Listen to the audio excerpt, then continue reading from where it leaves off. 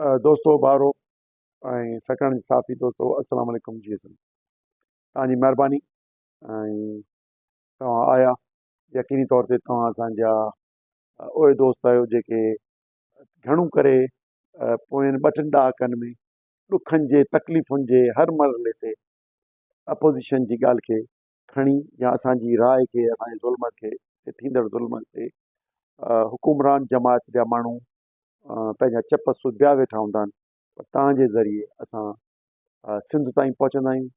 Social media बि हूंदी आहे पर इलेक्ट्रॉनिक मीडिया बि हूंदी आहे जंहिंजे ज़रिए पहुचंदा आहियूं ऐं कुझु अख़बारूं बि उन में निमाया पंहिंजो किरदारु अदा कनि। सो अॼु उन ई नियत सां काफ़ी ॾींहं थिया आहिनि तव्हांखे मूं चयो ॿुधायां असां 2 महीना अॻे हैदराबाद में सिंध पब्लिक सर्विस कमीशन ते हिकिड़ो कॉन्फ्रेंस कई ऐं उते स्टूडेंट्स उते जा उस्ताद उते जा मुख़्तलिफ़ ज़िंदगी जे शहरी हैदराबाद जा मुख़्तलिफ़ ॿोलियूं ॻाल्हाईंदड़ सभु उन में शिरकत कई ऐं उनखे हाईलाइट कयोसीं। तंहिंखां पोइ कराचीअ में सिविल सोसाइटी जे अॻियां साॻियो मामिलो खयोसीं। असांजे सिंध यूनाइटेड पार्टी जी शागिर्द wing Sindh united student federation इनखे तालीमी इदारनि में नौजवाननि में बि ॿारनि जाइनि ते मुख़्तलिफ़ जाइनि ते प्रोग्राम करे हिनखे खयोसीं पर अञा हिननि जो सुधरण जो प्रोग्राम कोन्हे। जिन साफ़िन असांजे इमदाद सूमरे खणी चवां उन ॻाल्हायो तकीर कई उन ते केस उनजे पुठियां वठ करे ॾिनी यानी तव्हां असांजो जवाबु ॾियो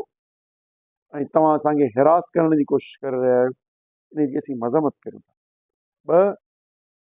कुझु जेके कोर्टुनि विया आहिनि उन ते ग़लति बयानी था कनि। जालसाज़ीअ जी पोज़ीशन इहा आहे जो सॼो जालसाज़ इदारो थी वियो आहे उनजो सबबु हुनजी जेका बोर्ड आहे उन जी सिलेक्शन ई सही कान्हे। चेयरमैन जी सिलेक्शन सही कान्हे उनजे मेंबरनि जे नॉमिनेशन जो तरीक़ेकार दुरुस्त कोन्हे। हुकुमरान सियासी जमायत जीअं 6वीं आइन तरमीम खां पोइ जजनि खे